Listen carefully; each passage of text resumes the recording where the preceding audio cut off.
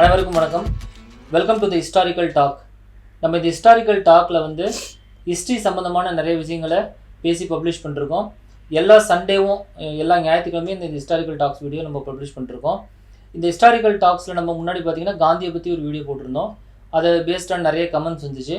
அந்த கமெண்ட்ஸ் அடிப்படையில் வந்து காந்தி வெர்சஸ் முன்னாடி பகத்சிங் அப்படிங்கிற டாபிக் கேட்டாங்க. ஸோ அதை நம்ம பேசியிருந்தோம். முன்னாடி டாபிக் அதையும் பப்ளிஷ் பண்ணியிருக்கோம். சப்ஸ்குவெண்ட்டாக ஸ்டூடெண்ட்ஸ் வந்து வேற ஒரு டாபிக் கேட்டிருக்காங்க. காந்தியை ரிலேட்டடாக இன்னொரு கான்ட்ரவர்ஷியல் அந்த இஷ்யூ கேட்டிருக்காங்க. கிஷோர், அது என்ன இஷ்யூ சொல்லுங்கள்.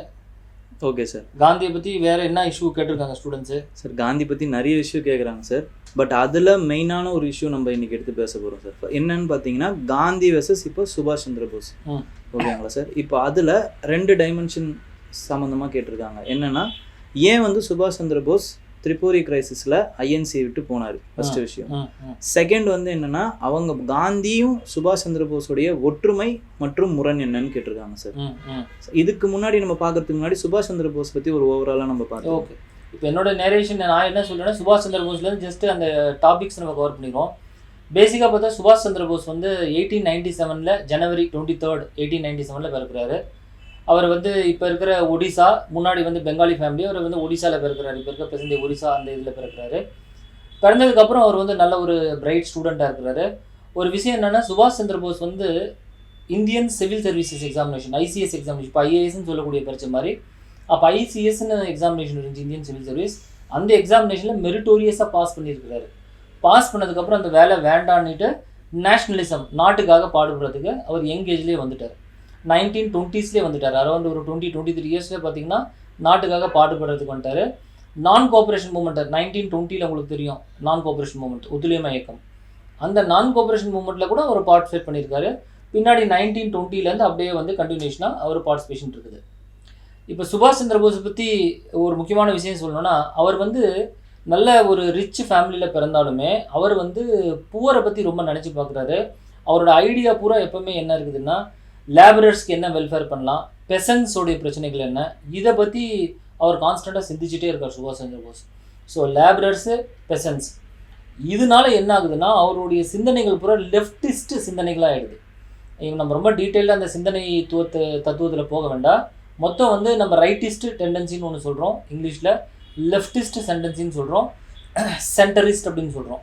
நடு, லெஃப்ட்டு, ரைட்டு. லெஃப்ட்டுன்னா கான்ஸ்டண்ட்டாக யார் யார், பெசன்ஸு, லேபரர்ஸு, பாமர மக்கள், அவங்களுடைய நலங்கள், அவங்களுடைய பிரச்சனைகளை பற்றி பேசக்கூடியது லெஃப்ட்.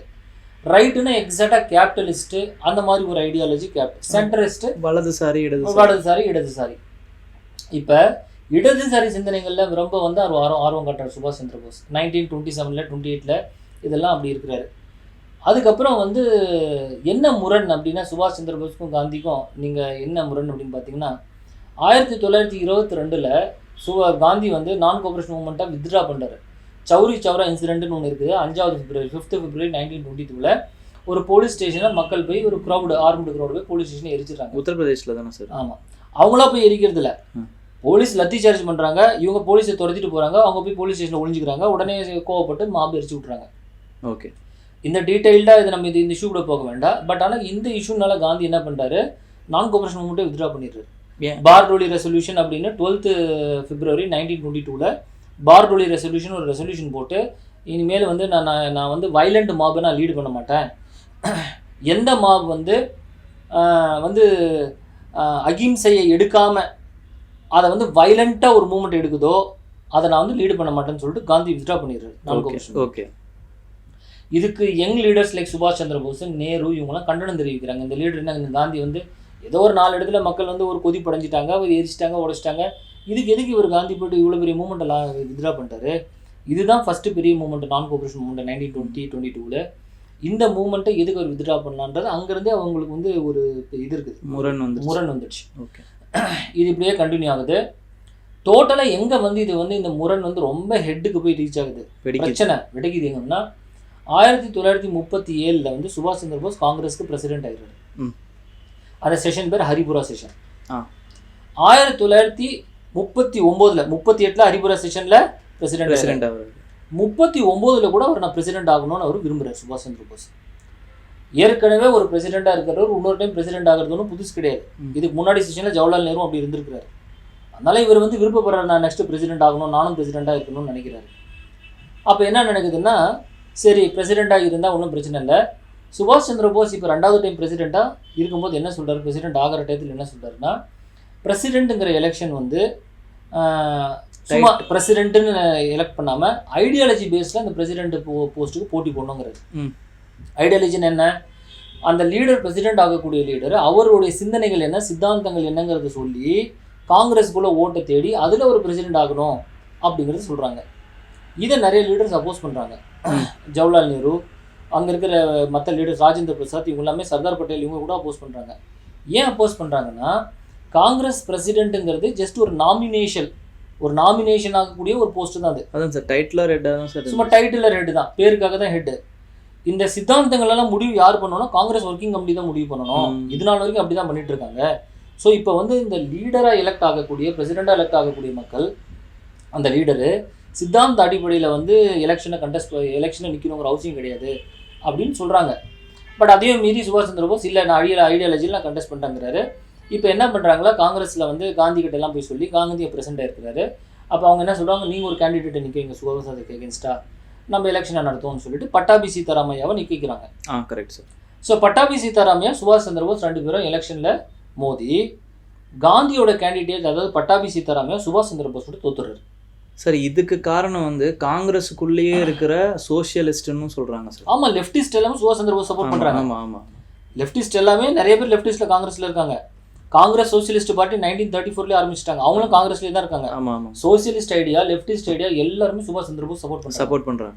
அதனால வந்து சுபாஷ் சந்திர போஸ் ஜெயிச்சிடறாரு. அதை ஓட்டு வித்தியாசம் பார்த்தீங்கன்னா அரௌண்ட் ஒரு 150 ஓட்ஸில் ஜெயிக்கிறாரு. அப்போ மொத்தமே காங்கிரஸ் பார்த்தீங்கன்னா 1540 ஓட்டும் 1390 ஓட்டு சம்திங், இவ்வளோ தான். இதுதான் மார்ஜின் டிஃபரன்ஸ் 2 பேரும். சுபாஷ் சந்திர போஸ் 540 சம்திங் ஓட்டு வாங்குறாரு. காந்தியோட கேண்டிடேட் பட்டாபி சீதாராமையா 1390 சம்திங் ஓட்டு, அந்த கேப்பில் தான் வாங்குறாரு. சும்மா ஒரு மார்ஜின் தான். பட் இருந்தாலுமே காந்தியோட கேண்டிடேட்டை தோத்துட்டாருங்கிறது ஒரு பெரிய நியூஸ் ஆகிடுது. காந்தி சொல்லியே ஒருத்தர் ஜெயிக்கல, காந்தியே தோத்த மாதிரி, காந்தியை தோத்த மாதிரி. அப்போ காந்தி அப்படி எடுக்கிறது இல்லை, காந்தி சுற்றி இருக்கவங்களும் அப்படி சொல்கிறாங்க. ஓகே, நீங்கள் நிற்க வச்ச கேண்டிடேட் நீங்கள் தோத்துட்டாரு அப்படின்னு. சரி, இப்போ என்ன ஆயிடுச்சு, காங்கிரஸ் ஒர்க்கிங் கமிட்டியில் இருக்க சில பேர் என்ன பண்ணுறாங்க, சுபாஷ் சந்திர போஸ் வந்து இப்படி நின்று எலெக்ஷனில் வந்து இந்த மாதிரி ஒரு ஐடியாலஜி சொல்லி ஜெயிச்சதை விரும்பாமல் நிறைய காங்கிரஸ் ஒர்க்கிங் கமிட்டி மெம்பர்ஸ் அவங்க ரிசைன் பண்ணிடுறாங்க. அவங்க ஒத்துழைக்க மாட்டாங்கிறாங்க. அவங்க பழைய ஒர்க்கிங் கமிட்டி மெம்பர்ஸ் ரிசைன் பண்ணிடுறாங்க. இந்த டயத்தில் தான் காங்கிரஸ் வந்து மீட்டிங் நடக்குது. திரிபுரிங்கிற இடத்துல அந்த மீட்டிங் நடக்குது. 1939 மார்ச்சில் திரிபுரியில் இந்த மீட்டிங் நடக்குது. எலெக்ஷன் எப்போ நடந்துச்சு, ஜனவரியில் நடந்துச்சு. ஓகே, ஒரு 2-1.5 மாதம் கழிச்சு இந்த மீட்டிங் நடக்குது திரிபுரியில். இப்போ வந்து என்னன்னா, கோவிந்த பெல்லப் பந்த்னு சொல்லிட்டு ஒரு லீடர் இருக்கார், கோவிந்த பெல்லப் பந்த். அவர் வந்து ஒரு ரெசல்யூஷனை கொண்டு வர்றாரு காங்கிரஸ் ஒர்க்கிங் கமிட்டியில். ஓகே, அந்த ரெசல்யூஷன் என்ன சொல்கிறாருன்னா, இது வரைக்கும் நாங்கள் 20 வருஷம் ஃபாலோ பண்ண ஐடியாவை நாங்கள் எல்லாருமே ஏற்றுக்கிறோம், காந்தியோட லீடர்ஷிப்பை நாங்கள் ஏற்றுக்கிறோம், இதுக்கு முன்னாடி இருந்த பழைய ஒர்க்கிங் கமிட்டி அவங்க ஃபாலோ பண்ண ஐடியாவும் நாங்கள் ஏற்றுக்கிறோம், ப்ளஸ் இந்த சுபாஷ் சந்திர போஸ் புது செலக்ட் ஆகிருக்கிறார்ல, அவர் அப்பாயிண்ட் பண்ணுங்கிற ஒர்க்கிங் கமிட்டி காந்தியோட சம்மதத்தோடு அப்பாயிண்ட் பண்ணணும் அப்படின்றத முழு மனசோட நாங்கள் ஏற்றுக்கிறோன்னு ஒரு ரெசல்யூஷன் பாஸ் பண்ணுறாங்க. அந்த ரெசல்யூஷனை காங்கிரஸில் இருக்க எல்லாருமே ஏற்றுக்கிறாங்க, மெஜாரிட்டி அக்செப்ட் த ரெசல்யூஷன். இது கோவிந்த பெல்லப் பந்தோட ரெசல்யூஷன். இந்த ரெசல்யூஷன் பிரகாரம் இப்போ என்ன ஆகுதுன்னா, சுபாஷ் சந்திர போஸ்க்கு என்ன கம்பல்ஷன் வந்துருக்குன்னா, புது ஒர்க்கிங் கமிட்டியோ இல்லை பழைய ஒர்க்கிங் கமிட்டியில் மெம்பர் புது எல்லாம் மிக்ஸ் பண்ணி ஒரு ஒர்க்கிங் கமிட்டி அப்பாயிண்ட் பண்ணணும்னா இது காந்தியோடைய ரெக்கமெண்டேஷனில் அப்பாயிண்ட் பண்ணணுங்கிறது கம்பல்ஷன் இருக்குது. ஆனால் காந்தி என்ன சொல்லிடுறாரு, என்னோட கேண்டிடேச்சர் வந்து நிற்க வச்ச கேண்டிடேச்சர் தோத்துட்டாரு, அப்போ நான் வந்து ஒரு ஒர்க்கிங் கமிட்டி அப்பாயிண்ட் பண்ணுறது நியாயமாக இருக்காது அப்படின்னு காந்தி விலகிறார். ஆமாம். அப்போ டஃபல் யாருக்கும், சுபாஷ் சந்திர போஸ் குரூப்பும் காந்தி குரூப்பும் இப்போ ஒரு பிரச்சனை இருக்குது. இது நேரு மீடியேட் பண்ணணும்னு பார்க்குறாரு. நேரு என்ன சொல்கிறாரு, சரி நீங்கள் சுபாஷ் சந்திர போஸ் என்ன பண்ணுங்கள், காந்தியோட சொல்கிற கேண்டிடேட்ஸை நீங்கள் அப்பாயிண்ட் பண்ணுங்கள். என்ன காந்தி வந்து நான் சொல்ல மாட்டேங்கிறாரு, சுபாஷ் சந்திர போஸ் என்னோட ஐடியா விட்டு நான் விட்டு கொடுக்க மாட்டேங்கிறாரு. இந்த கிரைசிஸில் என்ன பண்ணுது, டெட்லாக் ஆகிடுது. இப்போ இந்த டெட்லாக்கில் வந்து சொல்யூஷன் சுபாஷ் சந்திர போஸ் என்ன பண்ணுறாரு, நான் இந்த டெட்லாக்கில் சரி அப்போ நான் ஒரு வேலை பண்ணுறேன், நான் வந்து பிரசிடென்ட் போஸ்ட்டை விட்டுடுறேன், நான் பிரசிடென்ட்டை வந்து நான் ரிசைன் பண்ணிடுறேங்கிறாரு. எல்லாருமே சொல்கிறாங்க வேணாம் ரிசைன் பண்ண வேண்டாம், இல்லை நான் ரிசைன் பண்ணிடுறேன்னு சொல்லி ரிசைன் பண்ணிடுறாரு. ரிசைன் பண்ணதுக்கப்புறம் புதுசாக ராஜேந்திர பிரசாத்ங்கிறவரை பிரசிடென்ட் ஆக்கிறாங்க காங்கிரஸில். Okay sir. 1939 Rajendra Prasad becomes the president. இப்போ 2 பேருக்கும் பிரச்சனை என்னன்னா, காந்தி வந்து வேற ஒரு ஐடியாவை பிலீவ் பண்ணுறாரு, சுபாஷ் சந்திர போஸ் வேற ஐடியா பிலீவ் பண்ணுறாரு. காந்தி என்ன சொல்கிறாரு, பிரிட்டிஷ்காரனை வந்து நம்ம எப்படி ஃபைட் பண்ணணும்னா ஸ்டெப் பை ஸ்டெப்பை தான் ஃபைட் பண்ண முடியும். One moment after another moment fight பண்ணோம். சுபாஷ் சந்திர போஸ் என்ன பண்ணுறாருன்னா இல்லை அவனை ஒரே அடியில் அவனை முடிக்கணும், அந்த மாதிரி ஒரு ஐடியாவை நினைக்கிறாரு. செகண்டு, காந்தி என்ன சொல்கிறாரு, சுபாஷ் சந்திர போஸ் என்ன சொல்கிறாரு காந்தி கிட்ட காம்ப்ரமைஸ் இந்த டயத்தில், நான் வந்து நினைக்கிறேன் மக்கள் வந்து இப்போ ரெடியாக இருக்கிறாங்க ஒரு போராட்டத்துக்கு. இதுக்கு முன்னாடி நீங்கள் நான் கோஆபரேஷன் மூவ்மெண்ட்டை 1920 லான்ச் பண்ணீங்க, ஓகே நல்லது. சிவில் டிசபிலிட்டி மூவ்மெண்ட் காந்தி தான் லான்ச் பண்ணார் 1930 காந்தி லான்ச் பண்ணார். இன்னொரு மூவ்மெண்ட்டை நம்ம லான்ச் பண்ணி ஆகணும், லான்ச் பண்ணால் சுதந்திரம் கிடைக்கும் சுபாஷ் சந்திர போஸ் நினைக்கிறார். காந்தி நினைக்கிறான் அப்போ இன்னொரு மூவ்மெண்ட்டை லான்ச் பண்ணி தான் ஆகணும். அப்போ சுபாஷ் சந்திர போஸ் என்ன சொல்கிறார், அந்த மூவ்மெண்ட்டை லான்ச் பண்ணுறதுன்னா டைம் இதுதான், இது 1939 நம்ம லான்ச் பண்ணோங்கிறார். காந்தி என்ன சொல்கிறாரு, இல்லை 39 மக்கள் தயாராகவே இல்லைங்கிறார். மக்கள் மனசில் வந்து இப்போ ஒரு போராட்டத்தை நம்ம அனௌன்ஸ் பண்ணால் லட்சக்கணக்கான பேர் இதுக்கு கூவிவாங்க அப்படின்னு எனக்கு தெரியல அப்படின்னு காந்தி சொல்கிறார். எனக்கு நம்பிக்கை இல்லை. சுபாஷ் சந்திர போஸ் இல்லை எனக்கு நம்பிக்கை இருக்குங்கிறாரு. சரி, ஏன்னா மக்கள் கொதிப்படைஞ்சிருக்கிறாங்கிறது சுபாஷ் சந்திர போஸ் பார்க்குறாரு. ஆனால் காந்தி என்ன சொல்றாரு, இந்த கொதிப்பு வந்து ஒரு போராட்டமாக கன்வெர்ட் ஆகாதுங்கிறது நான் ஃபீல் பண்ணுறேங்கிறார் காந்தி. புரிஞ்சுல? அப்போ சுபாஷ் சந்திர போஸ் போராட்டத்தை இப்பயே லான்ச் பண்ணுங்கிறார், காந்தி இல்லை இப்போ லான்ச் பண்ண முடியாது அப்படிங்கிறாரு. ஆனால் உண்மையில பார்த்தீங்கன்னா சுபாஷ் சந்திர போஸ் இந்த போராட்டத்தை பின்னாடி போய் லான்ச் பண்ணுறாரு. ஆனால் மக்கள் யாருமே வரதில்லை அந்த போராட்டத்தில், ஏன்னா காந்தி சொன்னது சரியாக போயிடுது. சரி இருக்கட்டும். அடுத்தது என்ன சொல்கிறார் சுபாஷ் சந்திர போஸ், இப்படி ஒரு போராட்டம் லான்ச் பண்ணால் ஃப்யூச்சரில் அதுக்கு காந்தி லீடராகவே இருக்கட்டும், ஆனால் அதோட ஸ்ட்ராட்டஜி, அதோடைய கொள்கை கோட்பாடு, அதோட ஸ்ட்ராட்டஜியெல்லாம் நான் சொல்கிற மாதிரி ஃபாலோ பண்ணணும் அப்படிங்கிறார் காந்தியா. காந்தி என்ன சொல்கிறாரு, ஒரு மூமெண்ட்டுக்கு லீடர் நான், வேற ஒருத்தவனுடைய ஐடியாலஜி நான் எடுத்து லீடர் ஆக முடியாது. I cannot be a leader to a movement where the strategy and responsibility is not mine அப்படிங்கிறது. நான் லீடர் ஆனா என்னுடைய ஸ்ட்ராட்டஜி என்னுடைய ரெஸ்பான்சிபிலிட்டி தான் நான் லீடர் இருக்க முடியும். நான் லீடர்னு பேருக்கு இருந்துட்டு அடுத்தவனோட ஐடியா நான் ஃபாலோ பண்ண முடியும்னு காந்தி சொல்லுவார். சுபாஷ் சந்திர போஸுக்கு என்னன்னா காந்தின்னா தான் எல்லாரும் வருவான். ஆமா, காந்தியை முன்னாடி வச்சு நம்மளோட ஐடியாவை பின்னாடி எடுத்துட்டு போகலாம்னு நினைச்சிருக்காரு. அவர் நினைச்சிருக்காரு. காந்தி என்ன சொல்றாரு, அது ஒத்துக்க மாட்டேங்கிறாரு. ஓகே, அப்போ இந்த டசில்லாம் ஆகி கடைசியில் வந்து சுபாஷ் சந்திர போஸ் காங்கிரஸ் ரிசைன் பண்ணிட்டு பெங்கால் காங்கிரஸ் கமிட்டியில் போயிட்டு அவர் அங்கே பிரசிடென்ட் ஆயிடுறாரு பெங்காலில். அப்புறம் தனியாகவும் வெளில போயிடுறாரு. இல்லை, அதுக்கப்புறம் இதுக்கு அடுத்தது பெங்காலில் இருந்துட்டு என்ன பண்ணுறாரு, உடனே அவர் சுபாஷ் சந்திர போஸ் இப்போ சொன்னார்ல மக்கள்லாம் ரெடியாக இருப்பாங்க ஒரு மூவ்மெண்ட்டை லான்ச் பண்ணணும்னு சொன்னார்ல, யாரோட பெர்மிஷன் இல்லாமல் அவரே வந்து ஒரு கால் கொடுக்குறாரு, நான் ஒரு மூவ்மெண்ட்டை லான்ச் பண்ணுறேன் மக்கள்லாம் வாங்க அப்படின்னு சொல்லி பெங்காலில் கொடுத்துறாரு. நான் வந்து ஒரு அஜிடேஷன் ஸ்டார்ட் பண்ணுறேன், யாருமே வர்றதில்ல. ஃபர்ஸ்ட் பாயிண்ட்டு, சுபாஷ் சந்திர போஸ் அப்போ தான் ரியலைஸ் பண்ணுறாரு, நம்ம நினச்சது தப்பாக போயிடுச்சு, நம்ம மக்கள் எல்லாம் கொதிப்படைஞ்சு ஏதோ நான் கோஆபரேஷன் மூவ்மெண்ட் மாதிரி சிவில் டிசன் மூவ்மெண்ட் வந்துடும் நினச்சா அவங்க தான் வரல அப்படிங்கிற ஒரு ரியலைஸ் பண்ணுறாரு. அதுக்கு மத்தியில் காங்கிரஸோடைய கொள்கை கோட்பாடு அது அவருடைய பர்மிஷன் இல்லாமல் இவர் தனித்து இவரே இயங்கினதுக்காக காங்கிரஸ் அவரை வந்து சஸ்பெண்ட் பண்ணிட்டு 3 வருஷத்துக்கு. ஓகே, அப்போ காங்கிரஸில் அவர் வந்து அவர் கேண்டிடேட் சரியில்லை, காங்கிரஸ் பிரசிடென்சி சஸ்பெண்ட் பண்ணிடுறாரு, எலெக்ஷன் 3 வருஷம் கண்டக்ட் பண்ண முடியாதுன்னு சொல்லிடுறாங்க. அப்போ அவர் வந்து காங்கிரஸ்லேருந்து விலைக்கு ஃபார்வர்ட் பிளாக்னு ஒரு ஆர்கனைசேஷன் ஆரம்பிக்கிறார். ஓகே, ஃபார்வர்ட் பிளாக் இது 1939 நடக்குது. ஃபார்வர்ட் பிளாக் ஆரம்பிச்சதுக்கப்புறம் பிரிட்டிஷ்காரங்க என்ன பண்ணுறாங்க, இந்த டயத்தில் 1939 செகண்ட் வேர்ல்டு வார் செப்டம்பர். ஆமாம், ஜெர்மனி போய் போலாண்ட் அட்டாக் பண்ணுது, செகண்ட் வேர்ல்டு வார் ஸ்டார்ட் ஆகிடுது.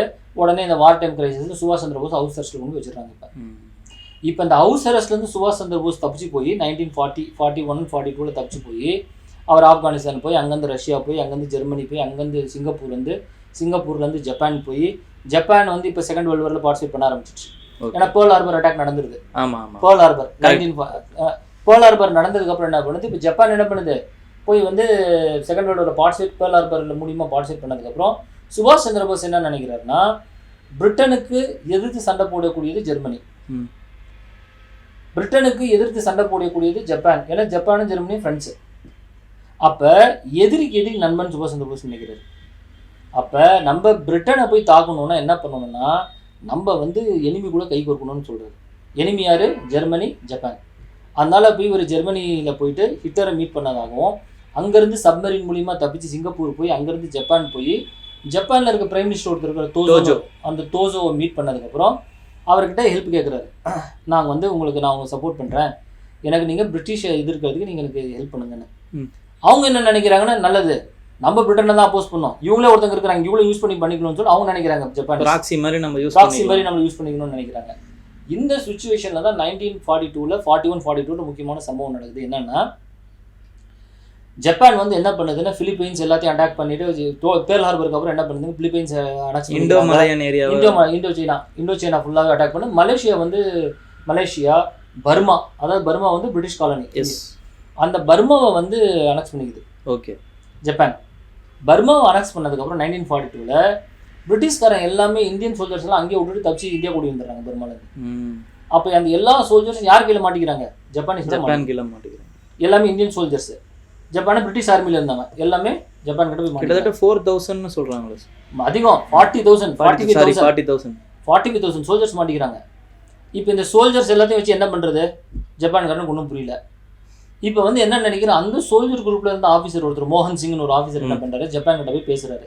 நான் வந்து இந்த சோல்ஜர்ஸ் எல்லாம் நான் என்ன பண்ணுறேன், பிரிட்டிஷ்க்கு எகென்ஸ்டாக போராடுறதுக்கு நான் ட்ரெயின் பண்ணுறேன், எனக்கு ஹெல்ப் பண்ணிங்கன்னா போதும் அப்படின்னு சொல்லி அவர் கேட்குறாரு.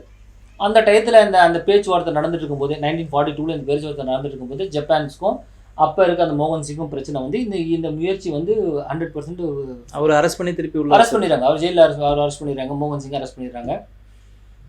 அதுக்கப்புறம் என்ன பண்ணுறாரு, 1943 சுபாஷ் சந்திர போஸ் இப்போ இங்கே போயிடுறாரு. 1940 சுபாஷ் சந்திர போஸ் அங்கே போனதுக்கப்புறம் இதே எக்ஸைபர்ஸ் திரும்ப ஒரு ஸ்டார்ட் பண்ணுறாரு, இந்தியன் நேஷனல் ஆர்மி இல்லை ஆசாத் இந்து ஃபவுஸ் அப்படின்னு பேர். அதுக்கு ஆசாத் இந்து ஃபவுஸ் இல்லைன்னா இந்தியன் நேஷனல் ஆர்மி அப்படின்னு சொல்லிட்டு அவர் ரீஆர்கனைஸ் பண்ணுறாரு. ஜப்பான்கார்ட்ட என்ன கேட்குறாரு, நீங்கள் வந்து இந்த சோல்ஜர்ஸ் எல்லாம் எனக்கு கொடுங்க, இவங்களை நான் ட்ரெயின் பண்ணுறேன், ட்ரெயின் பண்ணி பிரிட்டிஷ்க்கு எகென்ஸ்டாக நானே போராடுறேன் அப்படின்னு சொல்லிட்டு சிங்கப்பூரில் வந்து அவர் பேஸை ஹெட் குவார்ட்டர்ஸ் எஸ்டாப்ளிஷ் பண்ணி அங்கே வந்து ஒரு கவர்மெண்ட்டை இந்தியன் கவர்மெண்ட்டை கிரியேட் பண்ணுறாரு. Government of free India, provincial government of free India, India சுதந்திரம் அடைஞ்ச கவர்மெண்ட்டை அங்கே கிரியேட் பண்ணுறாரு சுபாஷ் சந்திர போஸ். அவரே கிரியேட் பண்ணிட்டு இங்கே இருக்கிற சோல்ஜர்ஸ் எல்லாம் ட்ரெயின் பண்ணி அப்போ தான் ஒரு கால் கொடுக்குறாரு, யாரெல்லாம் வந்து இந்திய ஐஎன்ஏல ஜாயின் பண்ணமெல்லாம் வாங்கன்னு சொல்லிட்டு. இந்த மலேசியாவில் இருக்கக்கூடிய மக்கள்லாம் பார்த்தீங்கன்னா, மலேசியாவும் சரி மியான்மர் பர்மாவில் இருக்கக்கூடிய மக்கள்லாம் நிறைய பேர் சவுத்தில் இருக்கவங்க தான், தமிழ்காரங்க.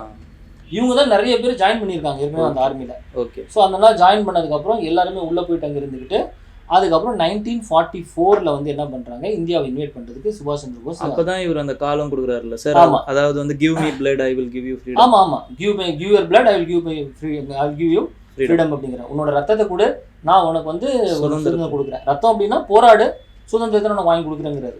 அது மட்டும் இல்ல, டெல்லி செலோங்கிற அஜிடேஷன் இவர் எப்பதான் ஸ்டார்ட் பண்ண, டெல்லி செலோ, கோ டு டெல்லி, ஜெய் ஹிந்துங்கிற முழக்கத்தையும் இவர் தான் பாப்புலர் ஆக்குறாரு. ஓகே, ஜெய் ஹிந்துங்கிற முழக்கம், டெல்லி செலோ, அப்புறம் give your blood I will give independence. அதுக்கப்புறம் ஜாப்பனீஸ் வந்து இவங்களுக்கு வந்து இவர்கிட்ட தான் வந்து அந்தமான் அண்ட் நிக்கோபார் ஐலாண்ட்ஸ் கொடுத்தாங்க. ஆமா ஆமா ஆமா, ஏன்னா அந்தமான் நிக்கோபார் ஐலாண்ட்ஸை வந்து பிரிட்டிஷ்காரங்கிட்ட இருந்து, அதாவது பிரிட்டிஷ்காரங்கிட்ட இருந்து ஜப்பானீஸ் பிடிச்சிடுறாங்க. பிடிச்சதுக்கப்புறம் இவர்கிட்ட கொடுக்குறாங்க. அதை இவர் பேரும் மாத்துறாரு. ஆமா, ஷாஹித் ஐலாண்ட், சுராஜ் ஐலாண்டு இப்பயும் அப்படிதான் வச்சிருக்காங்கன்னு நினைக்கிறேன். ஆமா சார், பின்னாடி மாத்துறாங்க. அவருக்கு ஷார்ட் டைம்ல அவர் கண்ட்ரோல் இருக்குது. Okay okay. ஆனா அந்த மெயின் லேண்டுக்கு அவர், அந்த ஐலாண்டுக்கு அவர் வரல. அவரோட ஆப்ரேஷன் பூரா சிங்கப்பூர் ப்ளஸ் இந்த மியான்மர் இந்த சைடில் இருக்குது. ஓகே. அதுக்கப்புறம் அவர் ஒரு ஆர்மியை லீட் பண்ணி என்ன அனுப்புறாரு, இந்தியாவை இன்வைட் பண்ணுறதுக்கு நார்த் ஈஸ்டர்ன் பார்ட் ஆஃப் இந்தியாவில் அனுப்புறாரு. நார்த் ஈஸ்ட், அதாவது வந்து மிசோராம், மணிப்பூர் அந்த சைடில் அந்த அந்த அந்த மவுண்டைன் சொல்லி அனுப்புறாரு. ஓகே. அந்த வழியாக வந்து 1944 இந்தியன் டெரிட்டரிக்குள்ளே வந்து இந்த இந்தியன் நேஷனல் ஆர்மி ஒரு கொடி ஏற்றுறாங்க இம்பாலில். ஓ, கொடி ஏற்றுனதுக்கப்புறம் உடனே பிரிட்டிஷ் ரிட்டாலியேட் பண்ணுறாங்க. திருப்பி இந்த சோல்ஜர்ஸ் எல்லாம் என்ன பண்ணுறாங்க, பாதி பேர் செத்து போயிறாங்க, பாதி பேர் தப்பிச்சு விட நினைக்கிறாங்க. பிரிட்டிஷ்காரங்கெல்லாம் திருப்பி இதை பிடிச்சிறாங்க. பிரிட்டிஷ்னா இந்தியன்ஸ் தான், பிரிட்டிஷ் சோல்ஜர்ஸ் இருக்கு.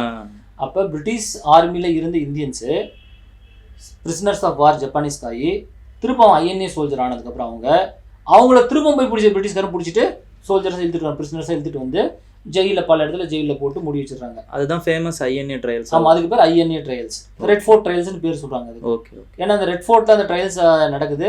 அதில் 3 leader, Shahnawaz Khan, Prem Kumar Sehgal, GS Dhillon, Gurdial Singh Dhillon. Shahnawaz Khan, PK Sehgal, Prem Kumar Sehgal, GS Dhillon, Gurdial Singh Dhillon. இதில் இவங்க 3 பேரையும் வச்சுக்கிட்டு, அதாவது ஒரு ஹிந்து, ஒரு முஸ்லீம், ஒரு சீக், இந்த 3 பேரையும் வச்சுக்கிட்டு ட்ரையல்ஸ் நடத்துகிறாங்க. பிரிட்டிஷ்காரன் இவங்க பண்ணது தப்பு, இந்த சுபாஷ் சந்திர போஸ் கூட போன சோல்ஜர்ஸ் எல்லாத்துக்கும் தூக்கு தண்டனை கொடுக்கணும், ஏன்னா அவங்க வந்து நாட்டை பிட்ரேயல் அவங்க பண்ணிட்டாங்க. அதனால அவங்களுக்கு என்ன பண்ணணும், ஒரு அதிகபட்ச தண்டனை கொடுக்கணும். போராட்டாத பின்னாடி ஒரு பெரிய கதை. 1945 நவம்பரில் ஸ்டார்ட் ஆகுது இந்த போராட்டம். ஓகே. இந்த ஐஎன்ஏ ட்ரையல்ஸ், இதுக்கு பின்னாடி நிறைய இஷ்யூ. அதுதான் இந்த ஐஎன்ஏ வந்து எவ்வளோ பெரிய இம்பாக்டை கொடுத்துருக்குதுன்னா, இந்தியன் நேஷனல் ஆர்மி பிரிட்டிஷ்கார இந்தியா விட்டு ஓடணுங்கிறத தீர்க்கமாக முடிவு பண்ணது இந்த ஐஎன்ஏ ட்ரையல்ஸில் தான். கரெக்ட். பிரிட்டிஷ்காரன் செகண்ட் வேர்ல்டு வார் முடிஞ்சதுக்கு அப்புறம் கூட 1945 கூட மனசில் நினச்சிருக்கான், இன்னும் கொஞ்ச நாள் நம்ம தள்ளிட்டு போகலாம் இந்தியாவை ரூல் பண்ணிக்கிட்டுன்னு. பட் இந்த ஐஎன்ஏ ட்ரையலும் plus RIN mutiny, royal Indian navy mutiny 1946 பிப்ரவரியில் நடக்குது. அந்த மியூட்டனியும் இந்த ஐஎன்ஏ ட்ரையல்ஸும் இந்த ஐஎன்ஏ இஷ்யூவும் பிரிட்டிஷ்காரன் இனிமேல் நம்ம இந்தியாவில் ரொம்ப நாள் தங்க முடியாதுங்கிறத நிர்ணயிக்குது. ஸோ அதனால பிரிட்டிஷ்காரன் வேறு வழி இல்லாமல் 47 விட்டு ஓடி போயிடுறான்னு வச்சுக்கோங்க, இந்தியாவை குவிட் பண்ணிடுறான். ஸோ இதெல்லாம் வந்து பேக்ரவுண்ட் ஆஃப் சுபாஷ் சந்திர போஸ். கடைசியில் இந்த சுபாஷ் சந்திர போஸ் என்ன ஆனார் அப்படிங்கிறது ஒரு பெரிய ஒரு மிஸ்ட்ரியாகவே இருக்குது. ஆமாம், அது ஒரு மிஸ்ட்ரி தான். என்ன மிஸ்ட்ரினா, சுபாஷ் சந்திர போஸ் கடைசி ஃபேஸில் அவர் என்ன ஆகிறாருன்னு யாருக்கும் தெரியுதில்ல, அவர் யாருமே பார்க்குறதில்ல. ஆனால் பொதுவாக எல்லாருனாலும் ஏற்றுக்கொள்ளப்பட்ட பிலீஃப் என்னென்னா, சுபாஷ் சந்திர போஸ் வந்து வேறு இடத்துக்கு மஞ்சூரியாவுக்கு தப்பிச்சு போகணும்னு நினைக்கிறாரு. ஏன்னா இப்போ இது எல்லாமே வந்து செகண்ட் வேர்ல்டு வார் 1945 பார்த்தீங்கன்னா அலைடு ஃபோர்ஸஸ் எல்லாம் அந்த டெரிட்டரி டேக் ஓவர் பண்ணிட்டாங்க. மெயின்லி இந்த அமெரிக்காலாம் வர ஆரம்பிச்சிட்டாங்க அந்த டெரிட்டரியில். செகண்ட் வேர்ல்டு வாரில் பார்த்தீங்கன்னா ஜெர்மனி, இட்டாலி, ஜப்பான் மூணும் ஒரு side. Germany, Italy, Japan triple axis powers. Triple axis or axis powers. Allied பவர்ஸ்னா மீதி எல்லாருமே பிரிட்டனு, ஃப்ரான்ஸு, அமெரிக்கா, மெயினாக இந்தியா கூட இந்த அலைடு பவர்ஸ் ஜாயின் பண்ணிக்கிட்டாங்க. யூஎஸ்எஸ்ஆர். ஓகே, ஸோ இவங்க எல்லாருக்கும் இந்த ஃபைட் நடக்குது. இப்போ 1945 பார்த்தீங்கன்னா தோக்க ஆரம்பிச்சிட்டாங்க, ஜப்பான் கொஞ்சம் கொஞ்சமாக தோக்க ஆரம்பிச்சு. ஸோ இந்த டயத்தில் சுபாஷ் சந்திர போஸ் இங்கேருந்து வேறு இடத்துக்கு தப்பிக்கணும்னு நினைக்கும் போது ஒரு ஏர்க்ராஃப்டில் ஏறி போகிறாரு. அந்த ஏர்க்ராஃப்ட் வந்து தாய்வான் அப்படிங்கிற ஃபார்மோசான ஐலாண்டு, ஃபார்மோசான இப்போ இருக்கிற தாய்லாந்து, அந்த தாய்லாண்டில் போகும்போது வெடிச்சு கீழே விழுந்து அதில் இருக்கக்கூடிய சுபாஷ் சந்திர போஸ் இறந்து போயிட்டாரு. பர்ன்டு, 3rd degree பர்ன்டு இறந்து போயிட்டாருங்கிறத டாக்குமெண்ட் ரெக்கார்டு 18 ஆகஸ்ட் 1945 ரெக்கார்ட் பிரகாரம். ஆனால் இப்போ என்ன பிரச்சனைனா, இது யாருக்குமே தெரியல. இவர் வந்து இப்படி அடிபட்டு ஒருத்தர் இறந்து போயிட்டாருங்கிறது ஜப்பானீஸ்காரன் அவன்லாம் நோட் பண்ணி வச்சிட்டான் எல்லாமே. அவன் தான் கிரிமிஷன்லாம் பண்ணியிருக்கான் பின்னாடி. ஓகே. ஆனால் இப்போ நிறைய பேர் சுபாஷ் சந்திர போஸ் எங்கே போனார், ஏறினது தெரியும், எங்கே போய் லேண்ட் பண்ணது யாருக்கும் தெரியாது, அந்த விஷயம் யாருக்கும் தெரியாது. அப்போ நிறைய பேர் என்ன நினச்சிட்டாங்க, இவர் தப்பிச்சு வேறு எங்கேயோ போயிட்டாரு. இன்னைக்கு வரைக்கும் அப்படி தான் நினைக்கிறாங்க. நம்மளுக்கு இன்னும் எக்ஸாக்டாக 100% யாருக்குமே ஒன்றும் தெரியாது. இது எல்லாமே இது மாதிரியான ஒரு ஒப்பீனியன். ஓகே.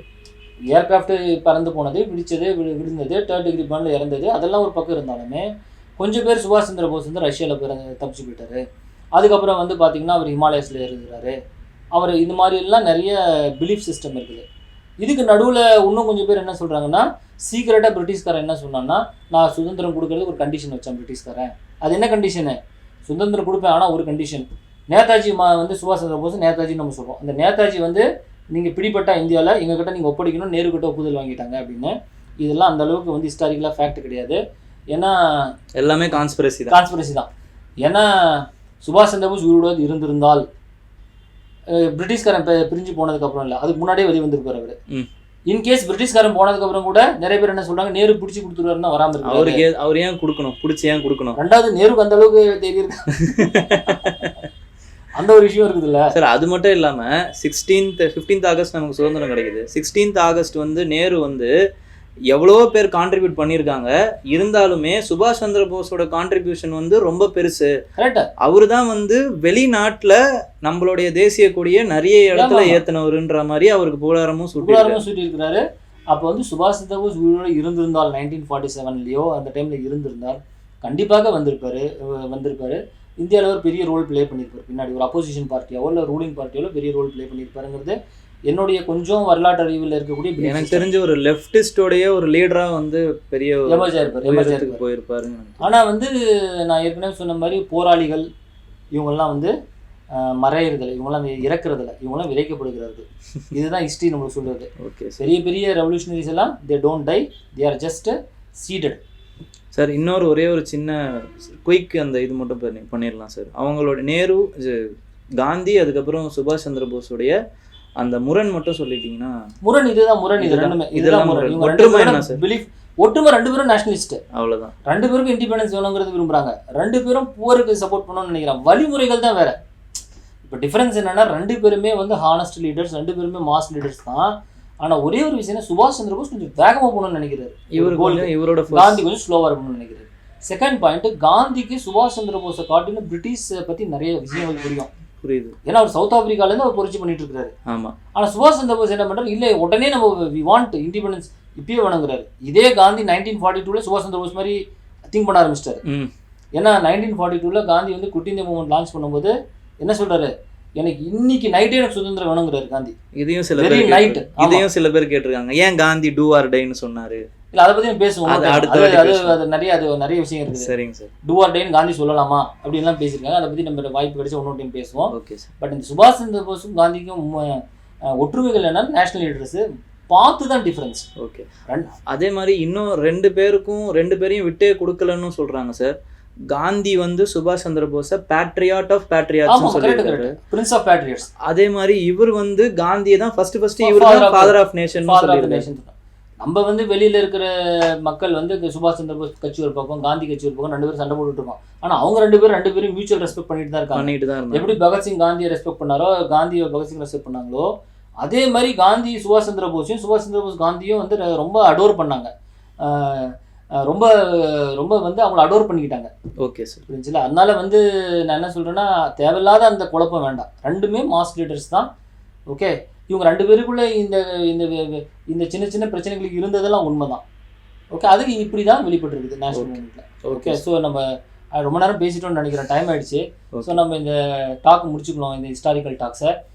இது சம்மந்தமாக வேறு எதனாச்சும் உங்களுக்கு டவுட்ஸ் இருந்தாலோ, இது ரிலேட்டடாக வேறு ஏதாச்சும் வீடியோஸ் பண்ணணும்னு நினச்சாலோ நீங்கள் கமெண்ட்ஸில் போடுங்க.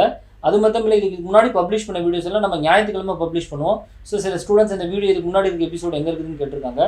எல்லா ஞாயிற்றுக்கிழமையும் நீங்கள் உங்கள் சேனலில் போய் பார்த்தீங்கன்னா ஞாயிற்றுக்கிழமை மத்தியான டயத்தில் இந்த வீடியோ பப்ளிஷ் ஆகுது. நீங்கள் பாருங்கள். All the very best. Thank you.